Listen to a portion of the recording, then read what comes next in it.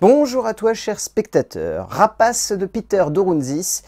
C'est un film qui me tentait pas mal, notamment parce que Peter Dorounzis, même si j'ai malheureusement pas eu la chance de voir son précédent long métrage, c'est un cinéaste qui a quand même marqué les esprits avec un style qui, lorsque son précédent film était sorti, avait impacté pas mal de spectateurs. Et du coup, le pitch de celui-là, couplé à ce casting qui est quand même assez surprenant au niveau des visages qu'il a décidé de prendre au sein de notre paysage audiovisuel, ça donnait fortement envie. Le résumé pour faire simple, Samuel est journaliste pour une revue de faits divers. Alors qu'il a en stage sa fille, avec qui il semble avoir du mal à connecter, il se retrouve au milieu d'une affaire entourant la mort d'une jeune fille au beau milieu de la campagne. C'est plutôt efficace. Je vais pas non plus vous dire qu'on est sur un polar qui arrive à parfaitement maîtriser certains codes, mais je trouve qu'il y a une vraie idée qui emmène le film. Et au moins, Dorounzis, même s'il n'arrive pas particulièrement à équilibrer tout son film, il arrive tout de même à donner une ligne directrice à ce qu'il veut raconter. C'est-à-dire que son objectif, c'est clairement de construire un polar en deux temps, d'assumer ça pleinement, de dire au spectateur dans un premier temps tu vas avoir les explications et dans un deuxième temps je vais t'amener ce que tu attends de cette tension. Ce que tu attends de cette prémisse qui t'a un petit peu situé les personnages, qui t'a remis du contexte, qui a fait en sorte de bien amener tel ou tel événement, qui va ensuite avoir de l'impact. C'est un film qui est très didactique dans ce qu'il peut avoir de pire comme de meilleur. C'est-à-dire que vraiment, il y a le côté un peu ludique de « regarde, je te montre les indices, je te place des situations, je te place des éléments ». Et ensuite, tout ça, tu sais que ça va avoir une récompense dans la deuxième moitié du film parce que tu t'y es attendu. Donc, c'est un film qui est généreux lorsqu'il complète ce qu'il a mis en place, mais qui malheureusement met beaucoup de temps à mettre ça en place. Et du coup, ça peut laisser un peu dubitatif quant à ce que l'on attend finalement de cette œuvre, et surtout quant à ce que l'œuvre nous donne. Donc, c'est bien, c'est plutôt dynamique et c'est plutôt efficace, mais j'y vois quand même la maladresse d'un auteur qui a un petit peu trop peur de ne pas réussir à placer tous les éléments clés au spectateur pour qu'il puisse pleinement se laisser embarquer par cette œuvre. Donc, ça donne un film maladroit, mais réellement prenant. Pas facile de créer de l'intensité avec ce qui peut ressembler à beaucoup de choses connues de la part des spectateurs, que ce soit dans le fond, dans la forme ou simplement dans la manière de développer un récit qui peut sonner comme classique, mais dans lequel on pourrait réussir à trouver de quoi surprendre le spectateur.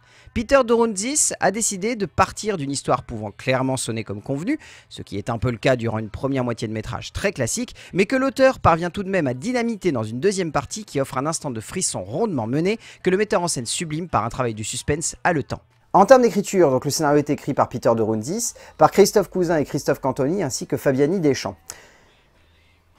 Peut-être que c'est là-dedans que résident les maladresses de composition d'un film qui pourtant arrive à construire une base très solide. Déjà, je trouve que l'idée d'avoir une immense galerie de personnages permet au récit de se tenir. Et permet surtout au récit d'avoir un ancrage qui fait que dans l'esprit du spectateur, on sait qu'on va être attaché au développement de ceci. Donc ça, c'est le gros point fort. C'est-à-dire que dès le début du film, même si on est un petit peu perdu quant à qui est qui et qui veut quoi, on arrive aussi en même temps à cerner qu'il y a des dynamiques qui se mettent en place entre les personnages et que du coup, il va y avoir, si ce n'est un soutien, en tout cas une forme d'entraide qui va permettre aux différents protagonistes de progresser, d'avancer et de réussir à nous toucher. Donc, cette idée-là, elle est vraiment intéressante parce que, comme je l'évoquais, on a vraiment cette sensation que le script est divisé en deux grosses parties. On a une première partie qui serait la mise en place et une deuxième partie qui serait la récompense. La mise en place, elle est très laborieuse. C'est-à-dire que vraiment, c'est un personnage qui va mener son enquête, on va suivre d'autres petites histoires à côté, qui vont légèrement développer les relations qui vont être entretenues entre chacun, qui vont donner une certaine perspective quant à ce qu'on attend aussi de la part des personnages au sein du récit. Donc, ça étoffe un petit peu cet environnement-là, mais en termes de ludique par rapport au trait principal, au fil rouge de la dramaturgie, c'est-à-dire cette enquête de police autour de cette jeune fille qui a été laissée dans un champ brûlée à l'acide, et ben on n'a pas toutes les clés, on n'a pas tous les éléments et pire du pire, c'est que ça met beaucoup de temps à être révélé. Donc heureusement qu'il y a cette dynamique entre les personnages qui permet de soutenir le récit et qui permet de lui donner une perspective plus forte ou en tout cas plus impactante émotionnellement pour le spectateur. Mais au fur et à mesure qu'on progresse, il y a cette deuxième moitié. Et alors par contre, cette deuxième moitié en termes d'écriture, de tension et de développement d'immersion, c'est super fort. Parce que réellement, elle est tendue, elle est peut-être pas non plus en temps réel, mais pas loin. On a vraiment ce côté très millimétré et très bien calculé de la part des quatre auteurs qui fait que du coup, même si on peut avoir la sensation qu'il y a des maladresses, cette partie-là fonctionne très bien. Doronzis ne cherche pas à construire un polar dont le fond dépasserait la forme. Et en un sens, on peut saluer le geste de l'auteur qui consiste à ne pas vouloir étonner le spectateur, mais simplement l'embarquer dans une couche assez épaisse de noirceur et de suspense pour qu'il soit tenu en haleine. Son objectif semble clair durant une grande majorité de son temps, développer un peu de fond, assez de surface et une structure cohérente et logique pour pouvoir faire en sorte que lorsque le suspense se construise et se développe à l'écran, et prenne surtout une forme plus viscérale, on accepte cela et surtout on se laisse prendre à la gorge sans réussir à cerner pourquoi ou comment. En termes de mise en scène, le style de Peter Doronzi, c'est très classe sans être forcément trop clinquant. En fait, c'est ce que j'aime plutôt bien d'ailleurs dans le choix qu'il a de poser sa mise en scène. C'est-à-dire qu'il y a beaucoup de réalisateurs de polar qui ont tendance à un peu en faire des caisses. Heureusement, on a d'autres auteurs qui sont à contrario complet de ça.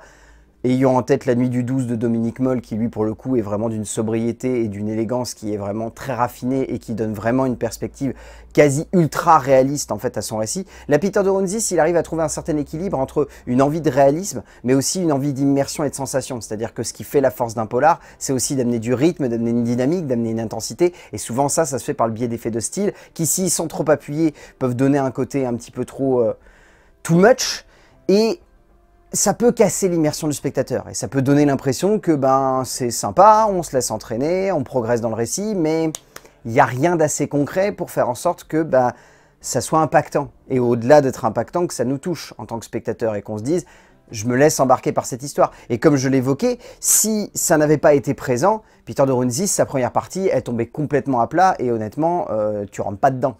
En 1h45, si tu as quasiment les 50 premières minutes du film où tu as l'impression de voir un personnage ramer et pas réussir à trouver les éléments pour le faire progresser dans son enquête, tu lâches l'affaire et c'est mort. Et vu que là, il amène des petites touches d'effets de mise en scène et surtout des jeux de ton qui font que les personnages vont d'un endroit à un autre et amènent du rythme finalement, rien que par leur déplacement à la dramaturgie, et c'est là-dedans, je trouve que le cinéaste il arrive à trouver quelque chose de fort et quelque chose de surprenant dans sa mise en scène qui donne un effet de style sans forcément que ça soit trop clinquant ou trop appuyé. Et un petit point que je trouve très bien, la manière qu'il a de filmer une situation est assez simple. Lorsqu'il donne une perspective à toute cette situation, généralement en prenant un petit plan large pour ponctuer un petit peu les fins de scène, c'est là finalement que le réalisateur il trouve un effet de style vraiment esthétique, que je trouve très bien appuyé et qui se suffit complètement à lui-même. Doronzis ne veut pas réellement jouer sur une forme trop radicale, que ce soit dans le travail du montage, dans la logique avec laquelle il pose son contexte, ou que ce soit plus simplement dans le rythme qu'il pose, avec une œuvre clairement découpée en 2 temps et qui semble tout de son long assumer cela. On pourra fortement saluer cette scène de restaurant qui donne un punch et surtout une puissance à cette deuxième moitié de métrage assez folle, où l'on sent clairement que si le cinéaste a voulu que son premier acte soit plus calme et pose le contexte, sa deuxième moitié se devait d'être plus radicale, plus profonde, plus viscérale et donc plus directe avec le spectateur, chose réussie clairement. En termes de casting, celui-ci est vraiment cool parce qu'il est très surprenant, que ce soit Mallory Vanek, que j'ai trouvé très bonne dans le rôle du premier personnage féminin, qui est donc la fille du héros, que j'ai trouvé très juste, que ce soit Jean-Pierre Daroussin, surprenant dans ce type de film, tout comme Valérie Donzelli ou Andrea Bescon, j'ai trouvé très bon. Stéphane Crépon, plus secondaire, mais également très efficace. On peut citer Gilles Cohen, on peut citer Samuel Jouy, on peut citer Paul Ami ou Mathieu Lucci, plus tertiaire, mais tout aussi efficace. Après, honnêtement, si vous voyez le film, vous allez surtout retenir un acteur, et je comprendrai totalement pourquoi, parce que celui-ci est purement et simplement excellent, et il démontre de polar en polar, je trouve, qu'il est très à l'aise dans ce genre. Samy Bouajila nous offre une performance très juste, sonnant un peu dans la même veine que pas mal de ses derniers rôles, l'acteur étant friand de polar, donnant lieu à une prestation très juste, notamment dans le deuxième acte. Au bout du compte, Rapace, c'est un film bien, qui manque juste d'équilibre dans sa globalité. C'est-à-dire que c'est un film qui est très bien conçu, mais qui a une exécution en 2 temps qui peut sembler un peu maladroite. C'est un film très beau visuellement, qui n'en fait pas des caisses, mais ça c'est plutôt un point positif, très bien porté par un casting. S'il n'y avait pas cette maladresse de composition de la dramaturgie qui consisterait à un peu trop découper de manière didactique le récit en 2 temps, je pense que le film aurait pu être vraiment excellent. Mais Rapace de Peter Doronzis, si vous avez l'occasion de le voir en salle, allez-y tout de même. Je pense que vous allez passer un bon petit moment de tension qui risque de vous mettre un petit peu à cran quand même. A plus.